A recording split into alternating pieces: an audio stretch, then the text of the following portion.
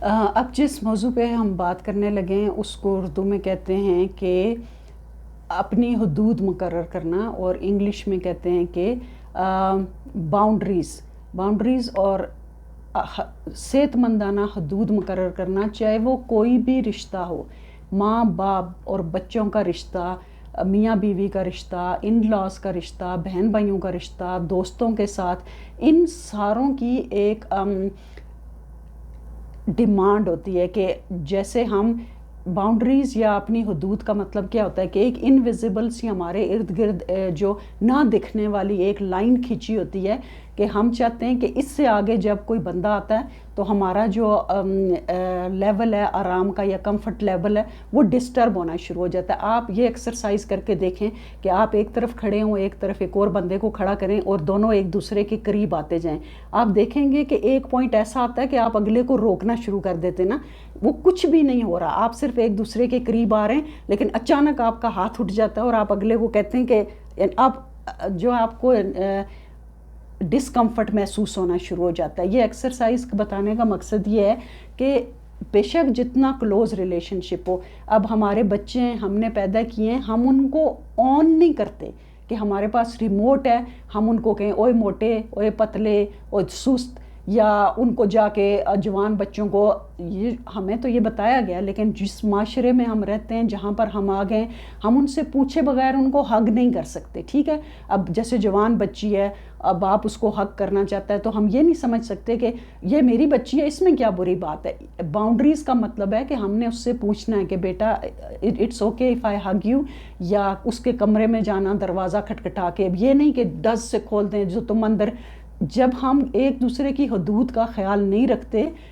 تو بچوں کے اور بڑوں کے درمیان فاصلے پیدا ہوتے ہیں، میاں بیوی کے درمیان فاصلے پیدا ہوتے ہیں، پھر لڑائی ہوتی ہے، کانفلکٹ آف جو باتوں میں ہوتی ہے پھر وہ بڑھتی جاتی ہے اور پھر ایک دوسرے سے اعتماد اٹھ جاتا ہے۔ جیسے اگر ہماری شادی ہے تو ہم میاں بیوی کو یہ حق نہیں پہنچتا نہ بیوی کو کہ میاں کے گھر والوں کے خلاف باتیں کرے، آپ نے کتنا پیسہ بھیجا، آپ نے کیا کیا، کیونکہ یہ میرا میاں۔ ہاں اگر وہ میری ساری ضرورتیں پوری کرتا ہے جو کہ میری ضرورتیں ہیں ریزنیبل، ٹھیک ہے نا، اگر میرے پاس ایک پرس ہے اور میں 100 لینا چاہتی ہوں تو یہ ریزنیبل نہیں ہے۔ ہاں میری بیسک ضرورت ہے، وہ اس نے کمایا ہوا پیسہ ہے، وہ باقی اپنے ماں باپ کو بھیجے، اپنے بہن بھائیوں کو بھیجے، میری ضروریات پوری کرتا ہے، تو چونکہ وہ میرا میاں ہے میں نے اس سے ایک ایک پائی کا حساب نہیں لینا۔ ایگزیکٹلی سیم آدمی کے لیے کہ اگر میں عورت ہوں، میں کماتی ہوں، تو مجھے جو گھر میں، یہ تو بھول جائے نا کہ آدمی ہی کی ذمہ داری ہے کمائے اور عورت کی ہی ذمہ داری ہے گھر دیکھے، دونوں آپس میں فیصلہ کر لیں کس نے کمانا ہے کس نے گھر میں رہنا ہے۔ اپنے اپنے حدود کا خیال رکھیں، نہ کسی کو اپنی اس تھن لائن کے اندر آنے دیں، نہ کسی کے اندر گھسنے کی کوشش کریں۔ بچوں سے لے کے یہ بھول جائیں کہ ہم ایک فیملی ممبر ہیں، ہمارے درمیان کوئی حدود نہیں ہے۔ جب ہر رشتے میں ہم ایک حدود مقرر کر لیتے ہیں نا، حد، تو وہ رشتہ اتنی رسپیکٹ سے چلتا ہے، اسپیشلی جب ہم اس ملک میں رہتے ہیں تو ہمیں یہ بہت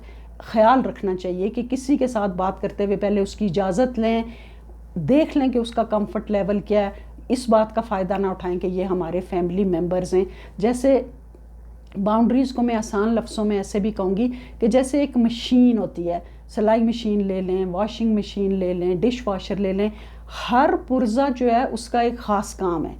اور اس پرزے کو وہی کام کرتے رہنا چاہیے، اور اگر ایک پرزہ بھی رک جائے چاہے وہ کتنا ہی چھوٹا کیوں ہو تو مشین کام کرنا بند کر دے گی۔ یا اگر ایک مشین سے ہم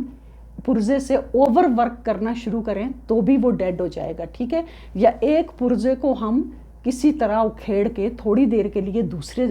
پارٹ پہ لگا دیں، جو پارٹ ڈیڈ ہو گیا ہوا ہے وہ کام تو کرے گا لیکن اوور آل مشینری جو ہے وہ گھنٹے یا 2 گھنٹے کے بعد ختم ہو جائے گی۔ بالکل فیملی کے مثال ایسے ہے کہ جو ہر فیملی میں ایک سسٹم ہوتا ہے، پیرنٹس جو ہیں، کپل جو ہے وہ کپل سسٹم ہوتا ہے، پیرنٹ سسٹم ہوتا ہے، ٹھیک ہے؟ سبلنگز جو ہیں وہ سبلنگ بہن بھائی سسٹم ہوتا ہے، اولاد جو ہوتی ہے وہ بچے سسٹم ہوتا ہے۔ اب اگر ہم بچوں سے بڑوں کا کام لینا شروع کریں، جو ماں باپ کا کام ہے وہ بچے کرنا شروع کر دیں، یا جو بچوں کا کام ہے وہ ماں باپ کرنا شروع کر دیں، تو پورے گھر کی مشینری خراب ہو جائے گی۔ اس مثال میں میرا مقصد یہ ہے کہ اگر ہم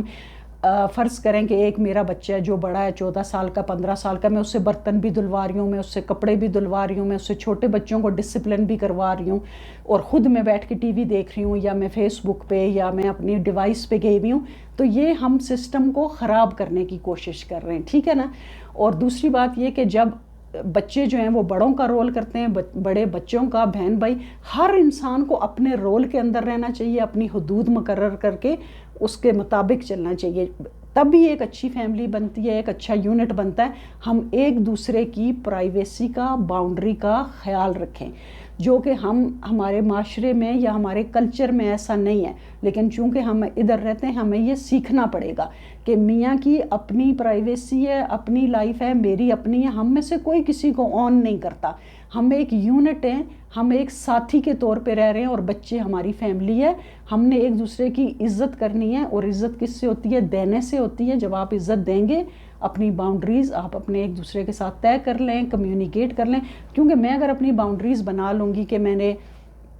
فرض کریں اگر میرے میاں نے میرے گھر والوں کے لیے کوئی بات کی تو میری باؤنڈریز ہے کہ میں اس سے یہ برداشت نہیں کروں گی، اب جب تک میں ان کو بتاؤں گی نہیں، کمیونیکیٹ نہیں کروں گی باؤنڈریز کو، اس کا مقصد فوت ہو جاتا ہے۔ آپ اپنی اپنی حدیں مقرر کریں، ایک دوسرے کے ساتھ ان کو گفتگو میں ایک دوسرے کو بتائیں کہ یہ چیز میرے لیے قابل قبول ہے، یہ چیز نہیں ہے۔ جیسے میری بچی ہے، اگر وہ کہے گی کہ میں کچھ بھی نہیں کر رہی کمرے میں، آپ جب بھی آئیں ناک کر کے آئیں، تو مجھے رسپیکٹ کرنی چاہیے، مجھے ناک کر کے جانا چاہیے، یہ نہیں کہ نہیں میں تم پہ، ہو سکتا ہے وہ